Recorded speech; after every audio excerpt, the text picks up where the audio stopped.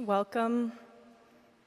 I want to begin by inviting each of you again, those who are in this room, those who are joining online, into this sanctuary of friendship. It is here, in a community of friends, that we practice the peace we so desperately long for in ourselves and in the world. It is through friendship that we wake up to the sacred nature of life itself. In friendship, our desires to make the world a better place and to engage in the spiritual practices of our choice merge and become active. By coming together in friendship, we are able to engage in the work of love-making and peace-building on a tangible level. We can say yes to each other's suffering and invite it into the circle of friendship, to be soothed, examined, validated, or challenged, each in their proper turn and to their appropriate degree.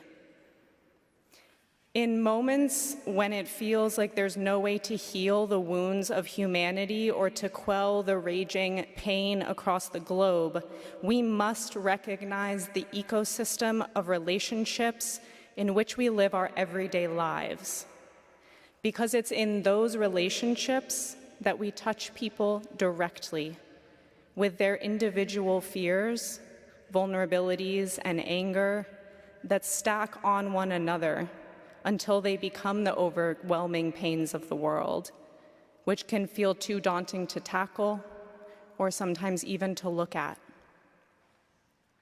In this moment of our collective consciousness, when so much pain feels so overwhelming, it is more important than ever to engage in the spiritual work of coming together in community to care for each other, and of cultivating the wise and compassionate love that is the lifeblood of justice.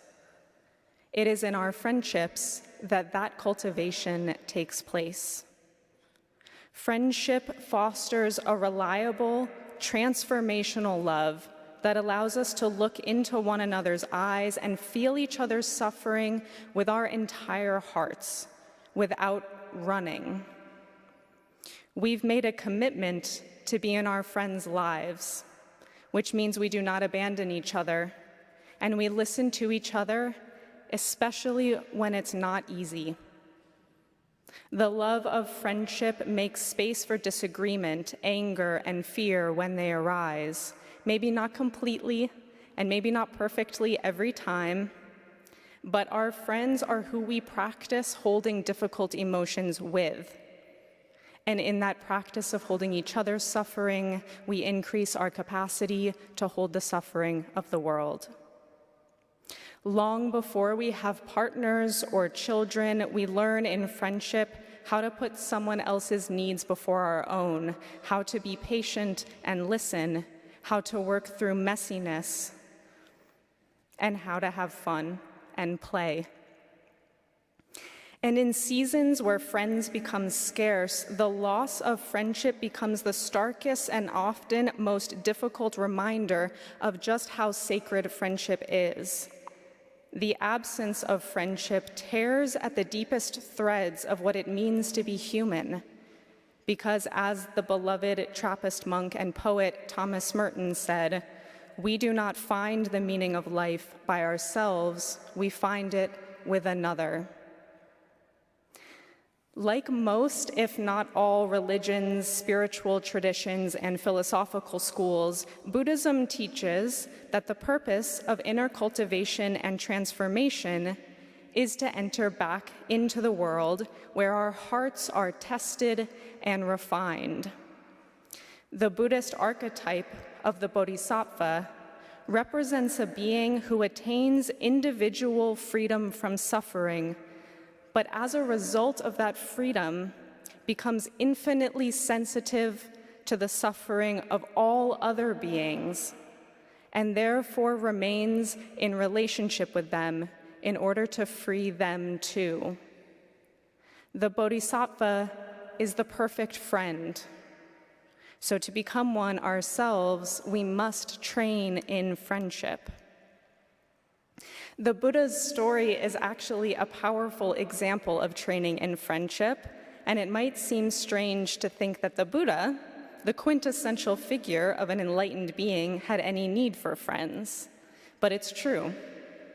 Not only did he need his friends in order to begin his spiritual journey, but he also needed them throughout his life to help him care for his community, and he needed them at the end of his life as well. Buddha was born as a prince named Siddhartha around 2,600 years ago. He was an upper caste man in northern India, and he spent his youth sheltered inside his father's kingdom with all of the comforts a young man could desire, until he got a little bit older and started to get curious about life beyond the royal court's walls, and thus began a life of spiritual seeking that eventually led him to renounce his home, his comforts, and even his young family, and to take up the robes of a wandering beggar. But he didn't get there alone. It's easy to picture a strapping young man full of inner conflict and determination, making a hero's journey into the wilderness on his own in search of enlightenment. In fact, that story of an individual man, and yes, it's often a man, who's going to change the world and save the day has become so familiar that I wonder how much it has seeped into our collective consciousness, leaving us feeling overwhelmed and depressed when we can't individually save everyone from their suffering. But when we turn back to Siddhartha's story, there was another young man standing right next to him. His name was Channa. He was the humble stable worker who saddled up the horses and brought Siddhartha out of the palace grounds and out into the world, where he had his first realizations of the truth of suffering. And later, Channa was the person who snuck Siddhartha out of the palace and helped him enter the way of a beggar. Imagine how terrifying it must have been. A sheltered 29-year-old man who had almost no exposures to the realities of life, who had just left his wife and his newborn son, who he loved dearly, sneaking out of his dad's house to go be dropped off in the middle of the forest where he knew no one. He was vulnerable. He didn't have any of the experience or resources that he needed. He had to rely on his friend. Channa begged him not to do it, saying he'd do whatever Siddhartha asked if he'd just return with him. But after Siddhartha made his intentions clear, Channa supported him, taking the simple robes off of his own back to trade for his friend's royal garments. Standing by a stream in the middle of the woods as the sun rose, a tearful Channa left his friend, trusting him, but with no idea of what would come of him. Siddhartha could not have done it without Channa. No matter how sure he was about his decision to leave home, it was an act of friendship that made it possible. So there he was, wearing Channa's robes, entering the life of a beggar, looking for a way out of suffering. And eventually, so the story goes, he found it, after about 6 years of wandering between spiritual communities, and then 49 days, sitting alone under a fig tree in deep contemplation with only the earth as his witness. Shortly after his awakening under the Bodhi tree, Buddha began to share his wisdom with others, returning back into the world. He quickly became the leader of an ever-growing community of monks, his renown expanding far and wide. But along the way, we hear stories of Buddha's friends, people who helped him, challenged him, and supported his life and his teachings. One of his closest friends was a man named Ananda. Ananda was a cousin of Buddha's and eventually became his personal attendant, working alongside him every day. Many of the stories of Buddha's life include Ananda, and it's clear through them that the two men were intimately connected. When I read the stories of their conversations, it's easy to imagine them sitting side by side, smiling at one another, laughing, sharing in a gentle ease. When I picture them traveling down long, dusty roads to their next resting place, I imagine them occasionally holding each other's hand, enjoying the familiar companionship. I picture Ananda mending Buddha's robes with the same tenderness that I feel when sewing a patch onto my friend's jeans. And I picture Buddha gently reassuring Ananda in his moments of confusion or insecurity with the same warmth and patience that my friends offer to me in my moments of need. And when Buddha needed a challenger, Ananda stepped in. When Buddha initially refused the request of a woman to ordain as a monk in his community, it was Ananda who stepped in and showed Buddha the error of his ways and convinced him that women were just as capable of living the monastic life as men. Buddha needed the mirror of friendship in order to best care for his community. And he knew it too. In one famous sutra, Ananda asked Buddha if it was true that spiritual friendship accounted for half of the path to awakening. Buddha's response was essentially, "Don't be silly, Ananda. True friendship is the whole of the path." When I read this short story, I picture these two men, one older, one younger, smiling and embracing one another with affection, recognizing in each other that it's true indeed. Neither one of them could tread the spiritual path without the other. So yes, Buddha spent 6 years wandering as a relative nomad between spiritual communities, and then 49 days sitting alone in order to cross the finish line of awakening. But he also spent the first 29 years of his life fostering his friendship with Channa, who would help him start his spiritual quest, and the last 25 years of his life in intimate companionship with Ananda, who was not only his most trusted and devoted friend, but was also responsible for preserving Buddha's legacy after his death. It's fair to say that we would not have Buddhism as we have it today if it were not for Buddha's friendships. I think it makes sense that Buddha's story is often understood as an individual's journey to awakening. It was his unique insight that gave birth to the first Buddhist communities and to the subsequent millennia of Buddhist teachings and practices. But it's also important to recognize that just as he taught, friendship was indeed the whole of his path. Had he not had the support of a beloved friend to leave the palace, or if he had spent his remaining days in blissful equipoise under that fig tree and not returned to the messy world of relationships, our world would be a little bit less awake, and the balance of happiness and suffering would be a little bit heavier with darkness.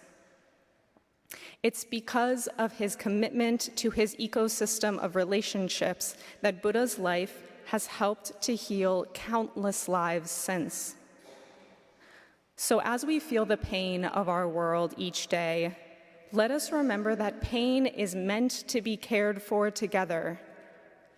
When we feel like our loved ones are challenging us, they have the wrong opinions or views, we can remember that there is no peace in the world that is separate from the peace between friends. And as we seek to live a spiritual life, let us remember that we are already right where we need to be, in the thicket of friendship, where enlightenment is waiting.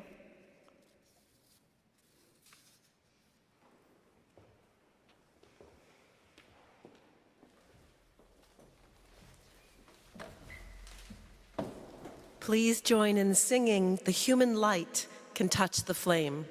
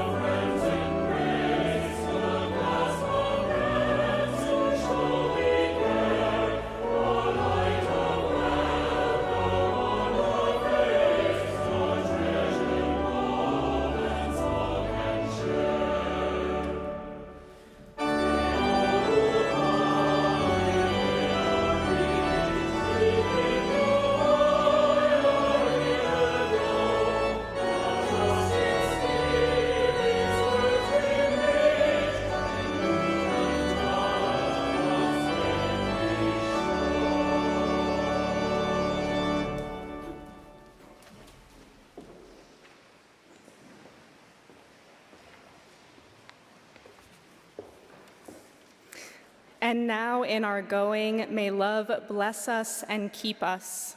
May the light of love shine upon us and out from within us, and be gracious unto us and give us peace. For this is the day we are given.